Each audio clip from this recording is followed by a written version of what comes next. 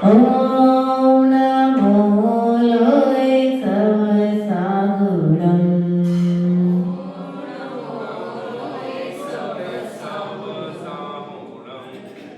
मेरी पवित्र मन में गुरुदेव आओ।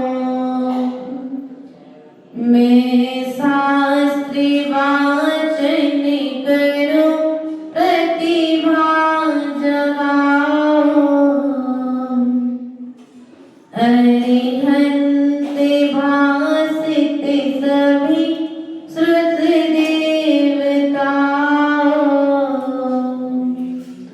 क्या बोलना अब मुझे तुम ही बताओ।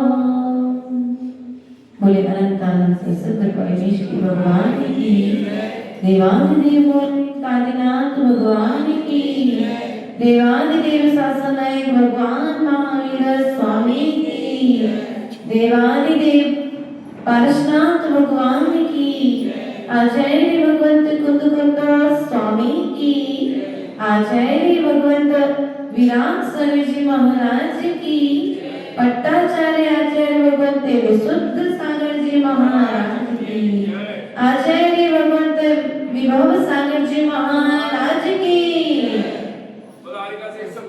श्री माता की जय। संघ की जय। प्रिय मित्रों, कल हम सभी ने निर्जला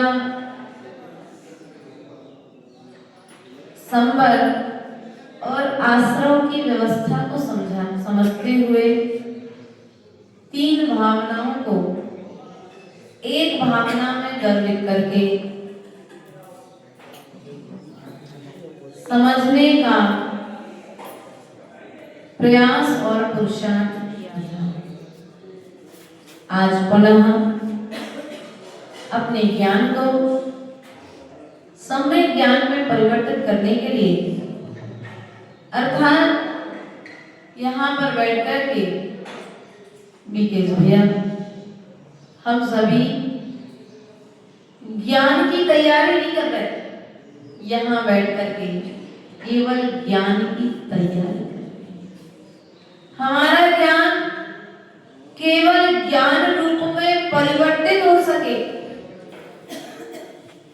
इतना सूक्ष्म अवस्था को प्राप्त हो सके,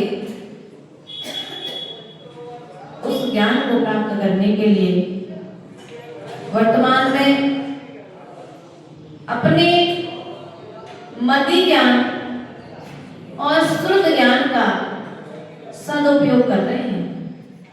यदि मति ज्ञान और श्रुत ज्ञान का सदुपयोग करोगे तो अवधि ज्ञान वाले बनोगे, और यदि मति ज्ञान और श्रुत ज्ञान का दुरुपयोग करोगे तो कुमति, कुश्रुत और कुअधि ज्ञान वाले बनोगे। अब आपको निर्णय करना है कि मति ज्ञान का और श्रुत ज्ञान का सदुपयोग करके अवधि ज्ञान, मनःपरय ज्ञान और केवल ज्ञान किस प्रकार से प्रकट करना है। क्योंकि आप यदि सदुपयोग करोगे तो ज्ञान बढ़ेगा, और ज्ञान जब वृद्धि को प्राप्त होगा तो वही ज्ञान अवधि ज्ञान और मनःपरय रूप में परिवर्तित होगा। आप लोग को मनःपरय ज्ञान है भैया? क्या नाम? प्रवीण। प्रवीण भैया, प्रवीण जी आपको मनःपरय ज्ञान है? बोलो तो। नहीं है, लेकिन फिर भी आप दूसरे के मन की बात जान लेते हो। देखो झूठ मत कहना, हम कभी कह देते हैं जब घर में विवाद होता है ना, अरे हम जानत तो हमारे बारे में कहा सोच रहे। बोलो, मनःपरय ज्ञान की विशेषता क्या है जो दूसरे के मन में स्थिर बात को जान ले? संजीव भैया, मनःपरय ज्ञान है कि नहीं है? वह वो मनःपरय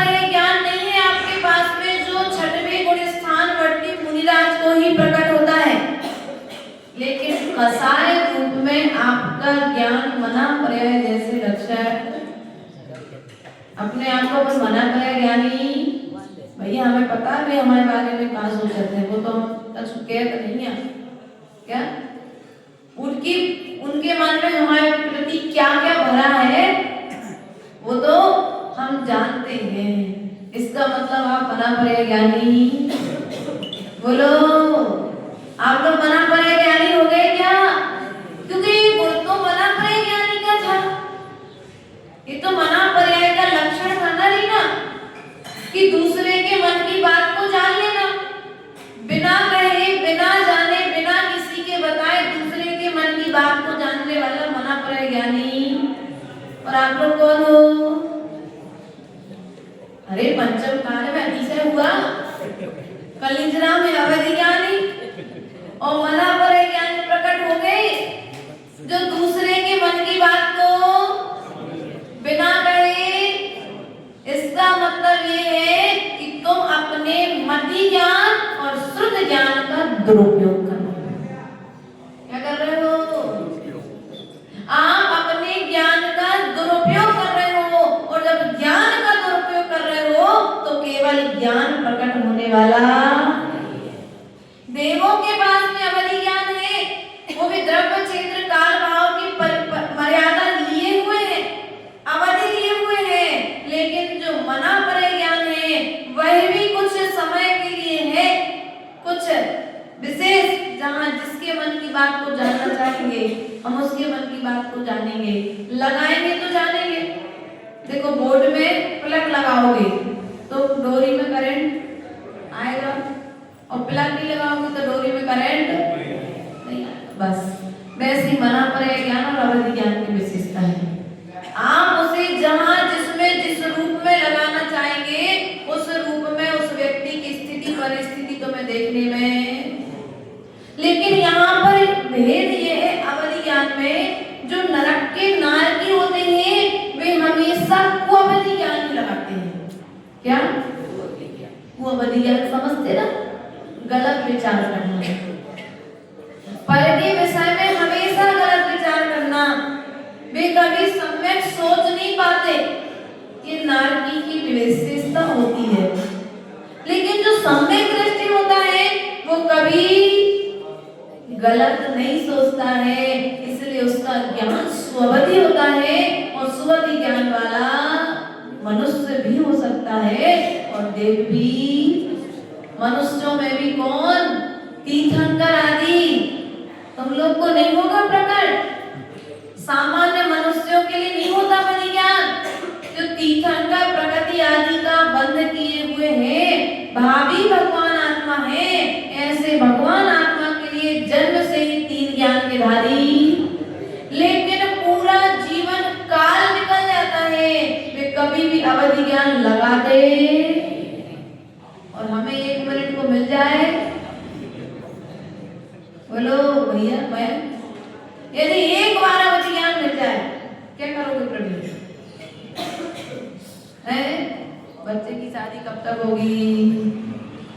बच्चे की नौकरी कब लगेगी? आज नौकरी और पैसा, सबके पीछे व्यक्ति अपने ज्ञान को, आप अपने ज्ञान को पैसा कमाने में लगा रहे हैं और हम अपने ज्ञान को पुण्य कमाने में लगा रहे हैं। कमाई दोनों कर रहे हैं, लेकिन एक कमाई स्थायी रूप से हो रही है और एक कमाई क्षणिक रूप से। इसलिए प्रिय बंधुओं, प्रयास करो, लोक भावना को हमें समझना है तो अपने ज्ञान को सम्यक ज्ञान की ओर लेकर के जाना। मति ज्ञान और श्रुत ज्ञान वही सुनो जिसके सुनने से कल्याण हो सके, वह मत सुनो जिसको सुनने से तुम्हारे परिणाम बिगड़ जाए। आचार्य गुरुदेव सदा कहते थे, हमारे कान और हमारे मस्तिष्क कोई कचड़े का डिब्बा नहीं है, नगर पालिका है। क्या नगर पालिका का कचड़े का डिब्बा नहीं है कि आओ और कचड़ा डालो और चले जाओ, अर्थात इधर उधर की बातें। इसलिए प्रिय बंधुओं, तुम लोग भी थोड़ा विवेक पूर्वक सुनो और विवेक पूर्वक कहो। क्या सुनने योग्य है और क्या कहने योग्य है, यदि विवेक लगा करके बोलोगे और विवेक लगा करके सुनोगे तो मति ज्ञान और श्रुति ज्ञान का सदुपयोग करोगे और विवेक पूर्वक सुनोगे नहीं, विवेक पूर्वक बोलोगे नहीं तो मति ज्ञान और श्रुति ज्ञान का दुरुपयोग हो जाएगा। और आज मिला है फिर मिलने वाला, बोलो बड़ी दुर्लभता से ये मन प्राप्त हुआ है क्या? एक इंद्री में रहे मन था क्या? दो इंद्री में थे मन था क्या? तीन इंद्री में मन था क्या? चार इंद्री में संगीता भाभी मन था क्या? अध्यक्ष महोदय जी मन था क्या? पांच इंद्री में, असंगी पंच इंद्री में इंद्रियां तो पूरी थी लेकिन मन नहीं था, इसलिए तुम संसार में भटक रहे थे। अब तुम्हें संसार की यात्रा को यदि समाप्त करना है तो इस मन का दुरुपयोग करना बंद करो, उपयोग करो, मन को पावरफुल बनाओ।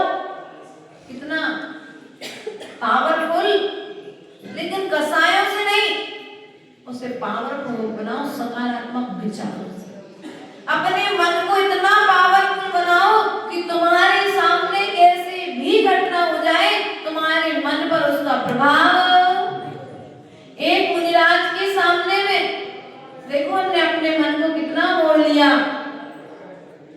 प्यास लगी है बहुत तेज की, लगातार अंतराय चल रहे थे, भीतर में प्यास लगी है और सामने में जल का कलश रखा है, लेकिन मन, बोलो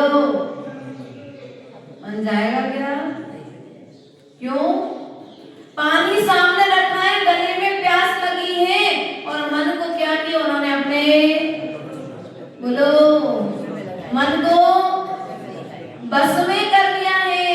इसलिए गले में कहा प्यास लगी तो मन ने कह दिया नहीं भैया त्याग है तुम्हारा, इतना पानी तो हमने अनादि काल से पिया है और इतना पानी पिया है, इतना पानी पिया है कि यदि समुद्र के समुद्र देखे जाए तो हमारे पानी पीने का हिसाब पूरा नहीं होगा। हमने इतना पानी पिया है कि नदियां की, इतना भोजन किया है, आज हिसाब लगाया जाए तो सुमेरु पर्वत जैसे कई पर्वत खड़े हो जाएंगे, हमारे भोजन भोग की सामग्री का हिसाब। लेकिन फिर भी तृप्ति होती है क्या? यही तो संसार का कारण है। इसलिए एक बार अपने मन को अपने बस में कर लो, बाकी कुछ भी करने की जरूरत। तीर्थंकरों ने क्या किया? उसी मन से बस में करके मोक्ष चले गए और हम मन के बस में होकर के नरक की यात्रा, त्रैजगति की यात्रा की तैयारी कर रहे नहीं। ऐसा कार्य हमको करना नहीं है। आज क्या कहते हैं इस विषय को समझने का प्रयास और कोशिश करेंगे। लोकीय लोके आकाश माही तेरे निराधार जानो, पुरुष रूप कर कटी भय सत्य द्रव्य सो मानो, इसका कोई न करता हरता अमिट अनादि है, जीवर बुध गल नाचे आमे कर्म उपाधि है, पाप पुण्य सो जीव जगत में नित्य सुख दुख भरता, अपनी करनी आप भरे से और के धरता, मोहि कर्म को नाश में टिकट सब जग की आशा, निज पद में फिर होए लोक के शीश करो वासा। क्या कह रहे? अपनी करनी आप भरे सिर और के, यही करते हो ना? करते तो आप हो पाप, और जब पाप का फल आता है उधर में तो किसको कहते हो? अरे वो देवरानी गुस्सा थी, उसने कुछ किया होगा है ना, पड़ोसी से लड़ाई हो गई थी तो उसने कुछ किया किया होगा इसलिए हमारी दुकान चलना बंद हो गई। नहीं भैया, तुम्हारा पूर्व जन्म का किया हुआ पाप कर्म को उदय है, वरना कोई कितना भी मंत्र तंत्र करे कोई प्रभाव होने वाला नहीं। पाप कर्म होगा तो मंत्र तंत्र लगेगा, और पुण्य कर्म होगा तब मंत्र तंत्र लगेगा। पाप कर्म के उदय में मंत्र तंत्र भी कोई काम नहीं करता है। वरना ऐसा होता है, पाप कर्म का उदय होता है तो थोड़ा सा पट्टा भी लगता है, बड़ा भाव बन जाता है। एक उदाहरण आता है, हमारे पास में मुकेश जी थे, 2019 की बात है, मुक्तागिरी की यात्रा चल रही थी, चौका में काम करते थे, कुछ भी नहीं था, अच्छी भले आदमी। वंदना की लोग सबने एक साथ वंदना की, और वंदना करके लौटते समय उन्हें हल्का सा पत्थर चुभ गया पैर में। तो चौका बनाने के बाद जब हम लोग बैठते स्वाध्याय में, वे हमसे रोज कहते माता जी पता नहीं क्या हो गया है, ये पत्थर चुभा जब से घाव टाइप का बन रहा है। पत्थर चुभा, वंदना करके लौटे उस समय, और 2 महीने की यात्रा पूर्ण करी हमने वहां पर रह करके। लगभग 108 से ऊपर वंदना करी मुक्तागिरी की, रायपुर वालों ने यात्रा कराई थी मेरी। तो जब वे 2 महीने बाद अपने घर पहुंचे, उन्होंने चेकअप कराया, तो डॉक्टर ने कह दिया गैंग रोग बन गया। क्या बन गया? गैंग रोग। एक रोग होता है जो थोड़ा सा भी घाव यदि हो जाए और यदि उसका व्यवस्थित तरीके से इलाज ना हो पाए तो जिस अंग में होता है उस अंग को काटना पड़ता है, उस अंग को काटना पड़ता है। वो ऐसे ठीक जाले अंदर अंदर उसमें जाले अपने आप बनते रहते हैं, रोग हो गया। तो कहने का तात्पर्य ये है कि पाप कर्म होता है ना, वो पट्टा भी बड़ा घाव बन करके उन्होंने जाकर के छिंगली कटवानी पड़ी, डॉक्टर से इलाज कराना पड़ा। अब छिंगली तो कट गई, लेकिन अब कभी जीवन में प्रहार कहाँ। जिस व्यक्ति ने साधु का चौका लगा करके पुण्य कार्य किया हो, अब उंगली कट गई कोई पाप कर्म के उदय से, तो जीवन भर साधु को आहार दान। इसलिए ऐसा कोई कार्य मत करो, अपने मन का इतना दुरुपयोग मत करो, इस देह को इतना ज्यादा विषय भोगों में लीन मत रखो कि ये देह भी फिर धर्म के योग्य ना बचे। एक उंगली कट गई तो आहार दान दे सकते क्या? नहीं दे सकते हो। इसलिए प्रिय बंधुओं, कभी भी किसी की भी निंदा किसी भी रूप में, कभी भी किसी का कर्म किसी भी रूप में आड़े सामने आकर तो उसे फल दे देगा। इसलिए कभी भी अगर कोई पाप कर्म उदय में आता है तो दूसरे को दोष, अपने परिणामों में धैर्य बताओ कि मेरा ही कर्म है इसलिए उदय में आया और भोगना भी मुझे ही है। शांति पूर्वक भोगूंगा तो कर्म की निर्जरा होगी, और यदि चीख कर चिल्ला करके एक दूसरे पर आरोप दे करके भोगूंगा तो नए कर्मों का बंध।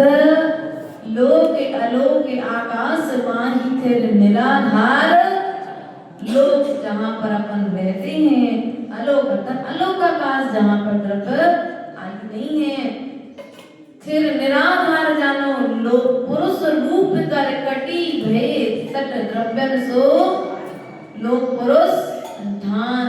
क्या है ये लोक पुरुष? बताया था ना, लोक का आकार कैसा है, पुरुष की आकृति वाला है। यहाँ पर क्या है? सट द्रव्य निवास करती हैं। 6 द्रव्य कौन कौन सी हैं? जीव, अजीव, धर्म, अधर्म, आकाश और आप लोग कौन से द्रव्य हो? बोलो, कौन से द्रव्य हो? और यदि जीव द्रव्य ना रहे तो व्यक्ति बाकी 5 द्रव्य कुछ कार्य कर पाएंगे क्या? 5 द्रव्य अपने रहेंगी तो, लेकिन कर्म का बंधन 5 द्रव्यों के लिए किसके निमित्त से होगा? जीव के लिए किसके निमित्त से होगा? जीव के निमित्त से। इसका कोई न करता हरता अमिट अनादि, इस सृष्टि को बनाने वाला कोई, बोलो तो, ना तो शेषनाग पर खड़ी है, ना कोई विशेष नाम पर खड़ी है। पृथ्वी शाश्वत अनादि काल से है, हम इसके कर्ता धर्ता नहीं है। आप इस तन को जन्म दे सकते हो, लेकिन जीव तो अनादि काल से शाश्वत है। उसी तरह से पृथ्वी भी शाश्वत है, इसे किसी ने बनाया नहीं है। पाप पुण्य सो जीव जगत में नित्य सुख दुख, जीव और पुद्गल नाचे आमे।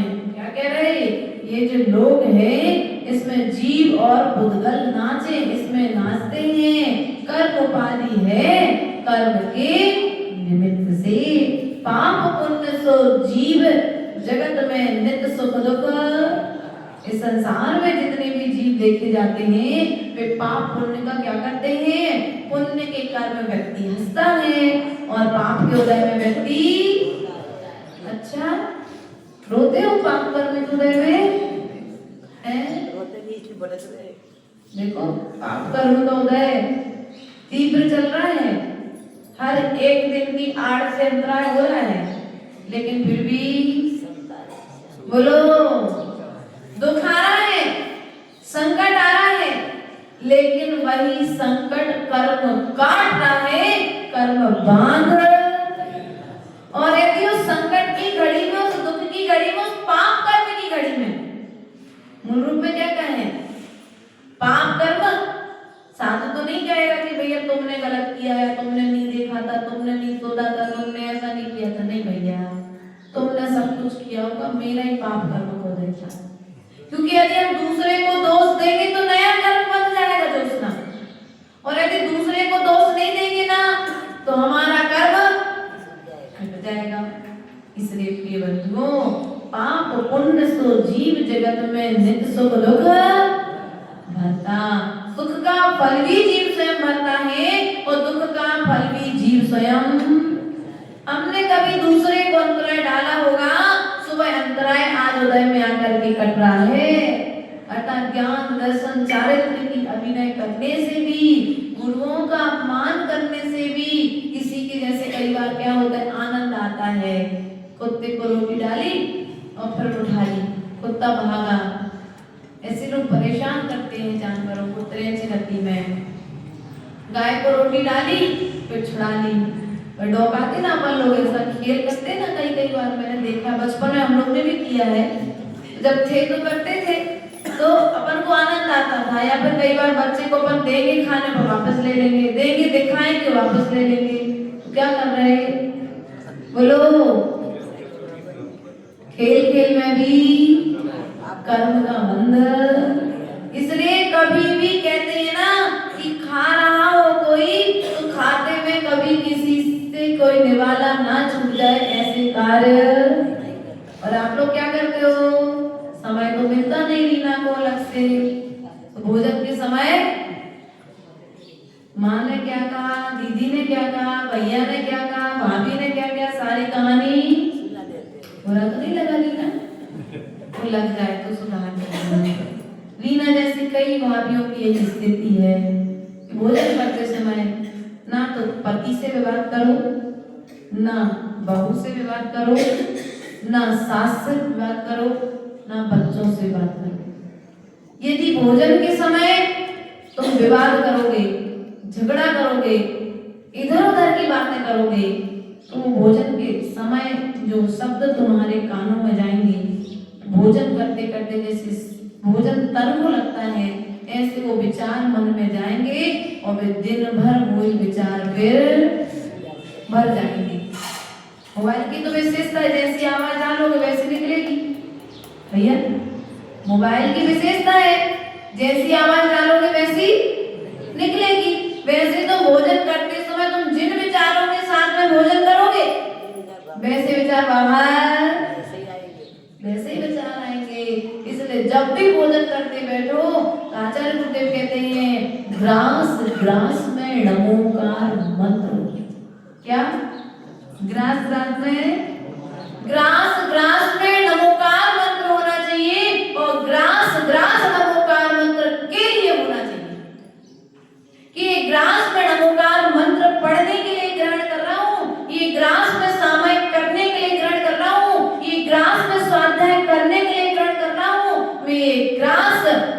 पापों से रहित होने के लिए कर रहा हूँ। मैं ये ग्रास अपनी क्रियाओं को संपन्न करने के लिए ग्रहण कर रहा हूँ। ईर्ष्या समिति के निर्दोष पालन के लिए भोजन ले रहा हूँ। श्री माता जी भोजन को जाओ, यही चिंता करना कि हम भोजन लेने क्यों आए हैं। एक एक ग्रास लेते जाना और एक एक समिति का नाम लेते जाना। एक ग्रास ईर्ष्या समिति के पालन के लिए आप लोग कहते थे ना, एक मम्मी का, एक पापा का, एक दादा का, एक दादी का, क्या ऐसे करते थे ना। ये मम्मी की, ये पापा की, खेल खिलाते थे ना। तो हमारे आचार्य भगवान यही कहते थे, अपन को वो वाले खेल नहीं खेलना है, ना मम्मी का ग्रास लेना है, ना पापा के हिस्से का ग्रास खाना है, अपन को किसी के हिस्से का ग्रास नहीं खाना है। तो अपन को तो अपने आवश्यक कर्तव्यों का पालन करना है। तो जब एक ग्रास लो तो विचार करना कि ये ग्रास मेरे अहिंसा महाव्रत के निर्दोष पालन के लिए, ये दूसरा ग्रास सत्य महाव्रत के पालन के लिए, तीसरा ग्रास अचौर महाव्रत के पालन के लिए, चौथा ग्रास ब्रह्मचर्य महाव्रत के पालन के लिए, और पांचवा ग्रास परिमाण महाव्रत के लिए। ऐसे ग्रास जब मन में चिंतन करते जाओगे, एक ग्रास वंदना आवश्यक के लिए, एक ग्रास स्तुति आवश्यक के लिए, एक ग्रास प्रत्याख्यान के लिए, एक ग्रास प्रतिक्रमण के लिए, एक ग्रास काय के लिए, सामयिक के लिए। ऐसे विचार करके यदि ग्रास लोगे तो निश्चित ही महाव्रतों में स्थिरता आएगी। क्योंकि हमने ग्रास किस लिए लिए, बोलो किस लिए लिए? कहना माता जी हम लोग तो तैयारी करते हैं, अब क्या कैसे निपटना है सांस से, कैसे जवाब देना है। कई लोग क्या होते क्रोध में आकर के भोजन छोड़ देते हैं, लेकिन आचार्य गुरुदेव कहते क्रोध में आकर के कभी भोजन नहीं छोड़ना चाहिए। गुस्से में आकर के सबसे पहले अच्छा काम छोड़ते हो तुम लोग, बुरा काम नहीं छोड़ते।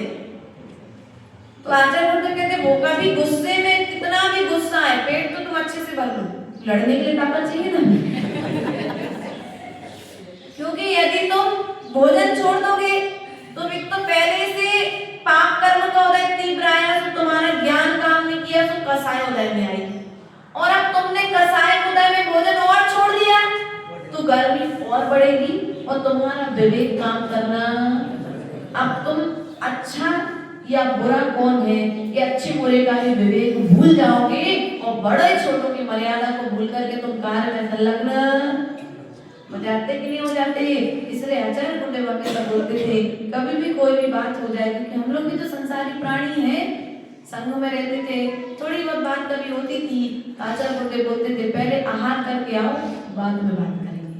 जब आहार करके आते थे, श्रावक अच्छे भक्ति भाव से आहार कराता था और हम लोग को गुरुदेव ने मंत्र दे के रखा था कि ग्रास ग्रास में नमोकार और ग्रास ग्रास नमोकार मंत्र के लिए। सो एक एक ग्रास लेते जा रहे, नमो हरिहंताणम, दूसरा ग्रास लिया सो नमो सिद्धाणम, तीसरा ग्रास लिया सो नमो आयर्याणम, चौथा ग्रास लिया सो नमो लोय सबसावणम और नमो अध्यायाणम और पांचवा ग्रास लिया सो नमो लोय। अब नमोकार मंत्र के साथ में ग्रास लेकर के आओगे तो कसाय चलेगी क्या? अब आर के बाद आचार्य श्री गुरुदेव ने पूछा बताओ ये क्या बात है, सुनाओ। कोई बात नहीं गुरुदेव, हो गया कुछ नहीं। क्यों? विशुद्धि के साथ आहार लेकर के आए हो ना, विशुद्धि के साथ भोजन ग्रहण किया है ना, तो अशुद्धि क्या हो गई? अशुद्ध परिणाम खत्म हो गए। इसलिए कभी भोजन लेने बैठो तो पाप पुण्य के फल को मैं भोग रहा हूँ, तो पाप के फल को भी तो पुण्य में परिवर्तित कर सकते कि नहीं कर सकते? देखो बीज बोई है, तुम बंजर भूमि में बोओगे तो तुम्हें फल नहीं मिलेगा, और अच्छी भूमि में बोओगे तो फिर फल मिलेगा ही मिलेगा। इसलिए यदि आप फल चाहते हो तो अपने ज्ञान को सम्यक जगह पर लगाओ। कहाँ पर लगाओ? सम्यक स्थान में लगाओ, सम्यक तरीके से उसका प्रयोग करो, क्योंकि अच्छी जगह पर लगाओगे तो ज्ञान बढ़ेगा। और यदि मान के चलो कोई ट्यूब है, दवाई वाली, किसी को फोड़ा फुंसी होती है, ट्यूब है, पत्थर पे लगाओगे तो असर करेगी क्या? बोलो, तुम ट्यूब को पत्थर पे लगाओ और वही ट्यूब तुम अपने गांव पर लगाओ तो असर कहाँ करेगी? और पत्थर पे लगाओगे तो लोग क्या कहेंगे? हैं? बोल दो जोर से ना, थोड़ा जोर से बोल दो। लोग क्या कहेंगे आपको? पागल कहेंगे ना, कैसा पागल, इतनी महंगी ट्यूब आई और पत्थर में लगा के खराब कर रहा है। ऐसे भैया, तुम्हें ट्यूब की कीमत इसलिए तुम पत्थर में नहीं लगाते हो, लेकिन तुम्हें इस मन की कीमत नहीं है, इसलिए मन को कहाँ लगा रहे हो? बोलो सुशील जी, इस मन को कहाँ लगा रहे हो? मन की कीमत नहीं है ना, सो थोड़ा पत्नी में भी चला जाता है, थोड़ा बेटे में भी चला जाता है, थोड़ा पौधे में भी चला जाता है, थोड़ा बेटी में भी चला जाता है, थोड़ा व्यापार में भी चला जाता है, थोड़ा इधर उधर की राग द्वेष की बातों में भी कीमत नहीं है ना, इसलिए। और जहां पर चलो ठीक है पत्थर पर ना लगाओ, और जहां पर तुम्हें घाव नहीं है उस स्थान पर तुम लगाओ तो भी लोग क्या कहेंगे तुमसे? भैया महंगी ट्यूब है, ऐसे उपयोग बर्बाद मत करो, यही कहेंगे ना। जहां घाव है वहीं लगाओ, जहां दर्द है वहीं उपयोग करो। और अगर लोग कह दे कि यदि तुम उपयोग नहीं करोगे, ट्यूब का सही जगह पर नहीं लगाओगे, दूसरी जगह पर लगाओगे तो इसका इन्फेक्शन, ट्यूब बहुत पावरफुल है, यदि गलत जगह पर लगाओगे तो इन्फेक्शन तो लगाओगे क्या दूसरी जगह पर? है तो आचार्य भगवान यहाँ पर यही बात कह रहे हैं, इस मन को देखो सही जगह पर लगाओगे तो ये मन तुम्हारे लिए बहुत कुछ अच्छा देगा, और यदि इस मन का तुम दुरुपयोग करोगे तो ये मन तुम्हें फिर कुछ अच्छा देने वाला। क्योंकि देखो नाली, पानी नाली में भी गिरता है और पानी नदी में भी गिरता है। नदी का पानी सब पीते हो, नाले का पानी यदि छिप जाए तो नहाते हो, क्योंकि नाली का पानी, वो पानी नाली कैसे बनी? तुम्हारी गंदगी से तो बनी थी, तुम्हारे तन का स्पर्शित पानी निकला था, सो नाली बन गई। इसलिए प्रिय बंधुओं, इस मन का दुरुपयोग मत करो, आज मिला है फिर मिलने वाला नहीं है। अपनी करनी आप भरे सिर औरन के, मोह कर्म को नाश मेट कर, सब जग की आशा निज पद में थे, होए लोक में शीश करो। लोक शिखर में यदि तुम्हें निवास करना है तो अपने मोह को क्या करो? बोलो, मोह को धीरे धीरे उपशम करो। जब उपशम करोगे तो धीरे धीरे वह खुद ही, एक बार तुम्हारे घर पर कोई आए और तुम कहते भैया अभी नहीं आया कर, थोड़ा हम लोग काम करते हो, ठीक है, सामने वाला चला गया, एक दिन चला गया, दूसरे दिन फिर भूलते आ गया, तीसरे दिन फिर भूलते आ गया, तुमने बार बार वही कहा उससे भैया थोड़ा समय दो अभी नहीं, तो सामने वाला क्या कहेगा तुमसे? हम नहीं जा रहे हैं, अगर वो बार बार भगा देते हैं, ये बोलोगे ना, फिर जाओगे क्या उनके घर पर बार बार? ऐसे तुम्हारा मुंह, अगर मन बार बार किसी के प्रति लालायत हो रहा है, राग में अग्रसर हो रहा है, मोह तुम्हारा बढ़ रहा है, तुम अपने मन से कह दो मुझे मोह नहीं करना है। मोह करोगे तो क्या होगा? मन का दुरुपयोग होगा, होगा कि नहीं होगा? इसलिए प्रियबंधु, मन का दुरुपयोग न करते हुए मोह को नाश करके मेट कर सब जग की जो आशा है उसे हम त्याग करने का प्रयास करेंगे, तब कहीं जाकर के निज पद में स्थिर होकर के हम लोक के शिखर पर विराजमान होंगे। बोले भगवान महावीर स्वामी की, देवादिदेव बोलाए आदिनाथ भगवान।